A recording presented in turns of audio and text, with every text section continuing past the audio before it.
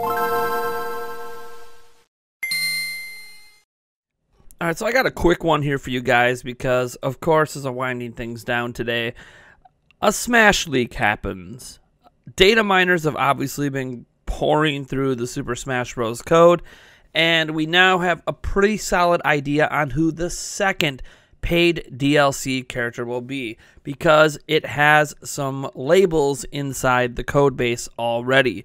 Now, for those of you that are mad we even have this information, should be noted that maybe Nintendo shouldn't be putting things in the code base for future DLC fighters before they're ready to unveil them. Maybe that's just me. Data mining isn't some big secret. It's been done on video games forever. It's an easy way to find out information.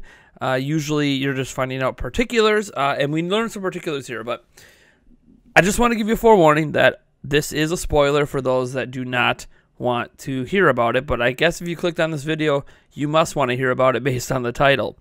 So there are 3 labels for characters that aren't in the game yet.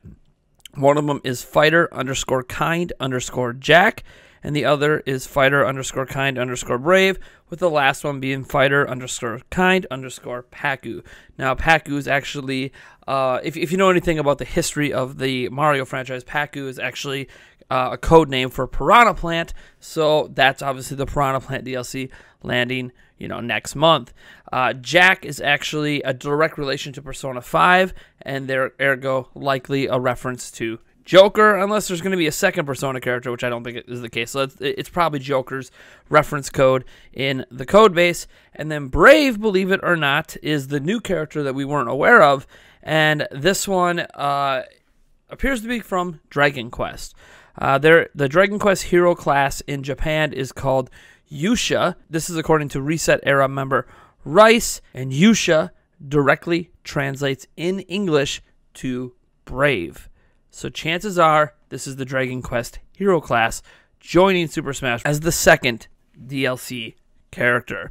Now, we learned a little bit more about all 3 of these characters from this data mine. We don't know everything, and the data mine actually originated from a well-known data miner on Twitter at Jam1Garner. I want to make sure I give full credit on that. There'll be a link to his Twitter down in the description. He mentions a few things that are interesting notes to take away from all of this. For starters, we get an idea of how fast each character is.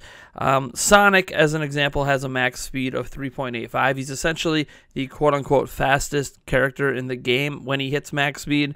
And one of the slowest characters is Incineroar with a max speed of 1.18. These are just values in the code base. All right.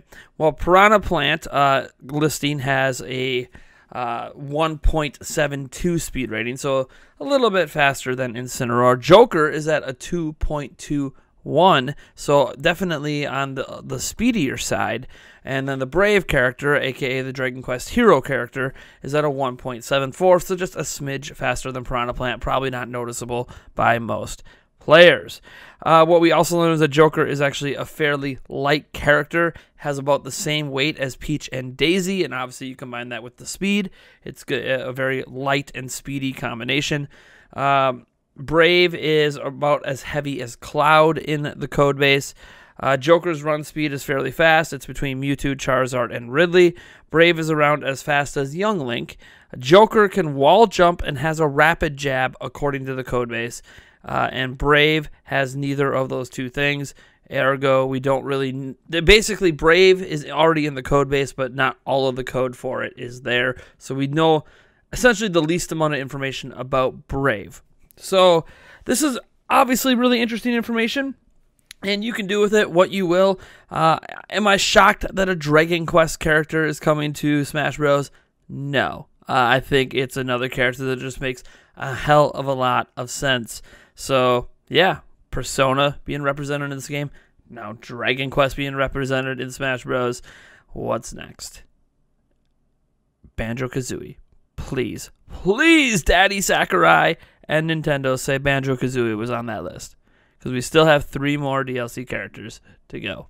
That being said, I'm Nathaniel Rovajans from Nintendo Prime. Be sure to drop a like on this video if you enjoyed that information. All the sources for all this stuff will be down in the description. Be sure to enter our Nintendo Switch Super Smash Bros. Ultimate Bundle giveaway down in the description. It is completely free to enter, and all you have to do is be subscribed to the channel. It's a 50,000 subscriber giveaway, so when we hit 50K, we'll announce the winner of the giveaway. Beyond that, if you want to toss $1 or $2 at Patreon, that would be much appreciated. We are a almost fully fan-funded ordeal that, combined with ad revenue, is kind of how we're able to keep this truck on moving. Thank you so much for tuning in, and I will catch all of you guys in the next one.